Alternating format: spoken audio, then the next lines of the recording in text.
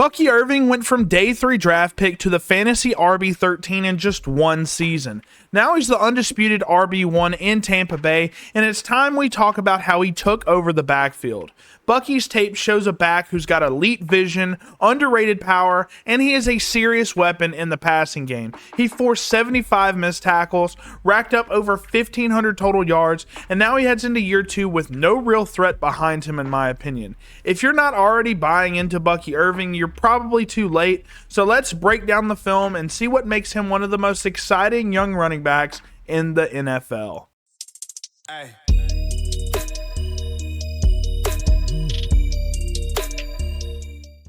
Alright guys, before we get into this first play from Bucky Irving, I want to give you guys a brief breakdown of him as a player if you guys aren't super familiar with his game. So Bucky Irving was a 4th round pick to the Tampa Bay Buccaneers. He was a late 4th round pick actually, and at 5'9", 192 pounds, you would expect a back with that size to be a very big speedy back, but at the combine you see it.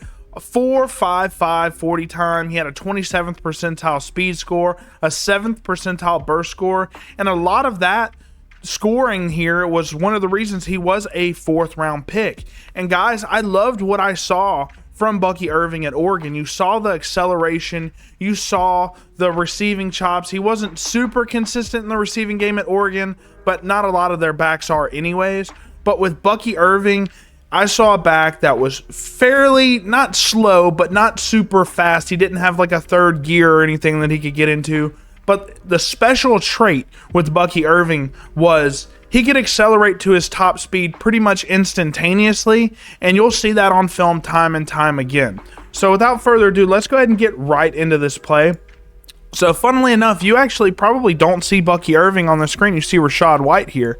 So the Buccaneers actually have Bucky Irving lined up out wide here, and he's going to come into motion and then come back on this somewhat counter play. They run a lot of power plays at Tampa Bay, and you're going to see Bucky Irving just absolutely go wild in this play, guys. It's chaotic what he does in open space, and this is just kind of a play that encapsulates a lot of what Bucky Irving does.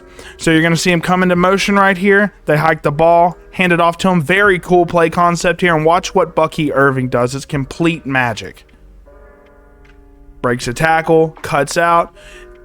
His vision in open space and just being able to see the field is one of his biggest strengths that I can see. Like, he might be one of the best running backs in the NFL at seeing the field, because there are so many plays on film where he's just freestyling in the open space. It gets him into trouble sometimes, but he cuts out of the way of this D tackle here, gets skinny through the hole, almost falls down, has great contact balance here, cuts on a dime. His cuts are insane. He's not super quick at his cuts, but he's very efficient at them, and he's able to make people miss all over the place. So you see that, just a beautiful 32-yard rush against one of the best defenses in the NFL, the Denver Broncos. We'll play this one more time. This is just beautiful stuff. Great contact balance, just great ability to cut outside, read the leverages on all your blocks, and just a beautiful play all around from Bucky Irving. Alright guys, in this next play, it's all about Bucky Irving being an absolute menace in space. He did that in the first play. He does it even better in this play. It is phenomenal. He kind of reminds me of Marshawn Lynch in a couple ways with his open space ability, where he's just making things happen. It might not be the prettiest thing in the world, but he just makes yardage happen out of nothing. And ironically, he is versus the Saints here, obviously the famous Marshawn Lynch play where he ran to the touchdown, grabbed his crotch. That was also against the New Orleans Saints. But you're going to see classic kind of power here where you pulling the guard, pulling the tight end to lead block for Bucky Irving. And they run this play concept a ton. So we're going to go ahead and play this all the way through. Phenomenal play from Bucky Irving. I'm super excited about this kid. Get off of me. Stiff arm, get off of me. Cut back. Whoop, whoop. Safety just breaks his ankles. And then one of the things that I like to see from Bucky Irving, he runs out of bounds here. He's like, I got the yardage that I needed. I'm going to live to fight another day. He's not the biggest back. He's 192 pounds. I'd like him to be bulked up a little bit. Hopefully he bulks up a little bit in the offseason, gets to around that 205 mark. That's what I would personally like to see. But beautiful stuff. I'll break this down a little bit part by part here. So 80, 88, 89 here. Doesn't really get 52 like you'd want him to. So 52 does have a chance to tackle Bucky. He says no. 24 has a chance. He says no. This is pretty poor tackling from the New Orleans Saints also, but very impressive that Bucky can just fight through these like they're not even there. Cut back on 58. 98 over pursues him, no chance.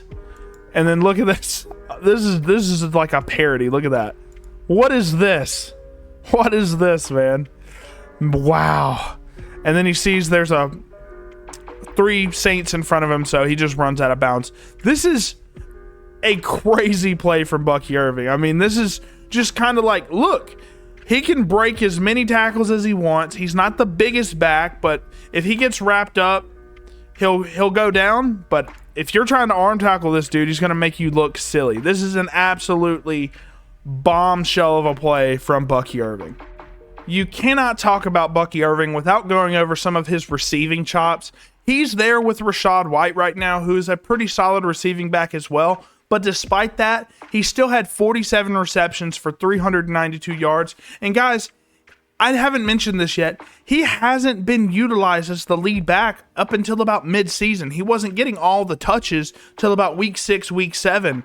Then he was starting to get his pace, his role worked up a little bit more and more throughout the season. And by the end of the year, he was the guy for the Tampa Bay Buccaneers. So, I mean, putting up over 1,100 yards, 5.5 yards per carry with limited usage early on in the season, that's fantastic. But this is going to be a play-action shot play from the Buccaneers, so they're going to work with Bucky Irving in the backfield, and he's just on a swing. He's just the check down in this situation. So why does it end up going for 25 yards against the Ravens defense? You're going to see exactly why. So, play action, Baker Mayfield looking downfield. He doesn't like the defense that he sees, so he throws it straight to Bucky Irving. What's Bucky Irving do? He cuts back all the way across the field, and like I said, he's full speed here. I know it doesn't look super fast, but the ability to get to full speed immediately is very important. I mean, Kyle Hamilton can't get him. Great block from 58 here. That's just great work from Bucky Irving. He sees the field amazingly. I mean, this is supposed to be like a 5-yard gain maybe at most. Dumps it off to Bucky. Odafe Owe can't get him.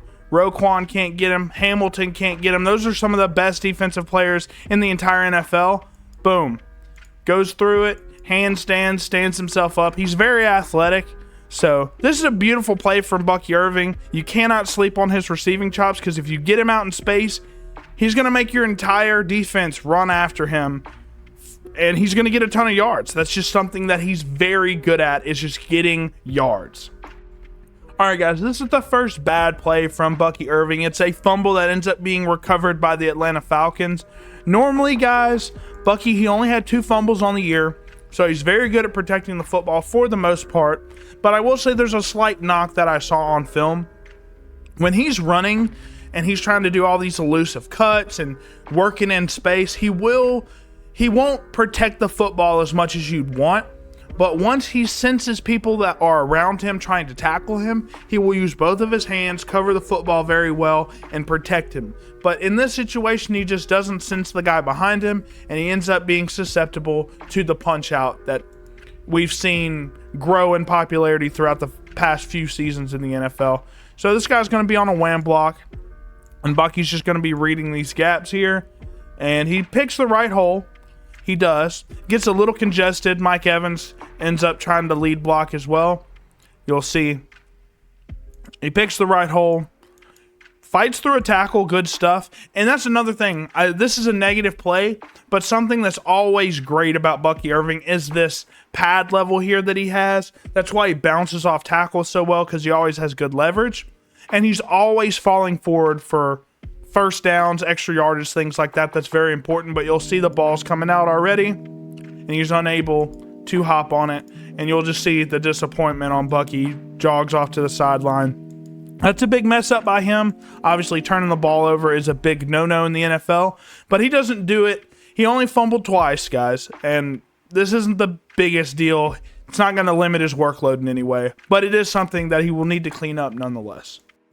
All right, guys, before we get into this last play from Bucky Irving, I want to go over some of my notes that I took on him while I was watching all of his All-22 film. So some of the stuff that immediately stuck out to me as the positives, he's an instant accelerator, guys. Instant. He gets to full speed very, very quickly. Some of the quickest acceleration in the entire NFL, in my opinion.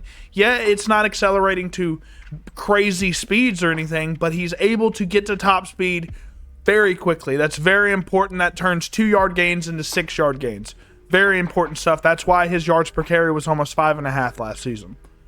He's got great elusiveness. If you watch the clips that I went over, guys, he's got great elusiveness. He makes guys miss in a phone booth. He's got great cutting ability. He's able to utilize spin moves. I know I didn't go over that.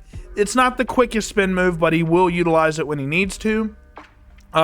He's got great solid contact balance. I mean, very good contact balance. If he's not getting wrapped up at his legs, he's able to stiff arm you off of him. He's able to just utilize that short frame of his. That's why short running backs are my favorite, 5'8", 5'9".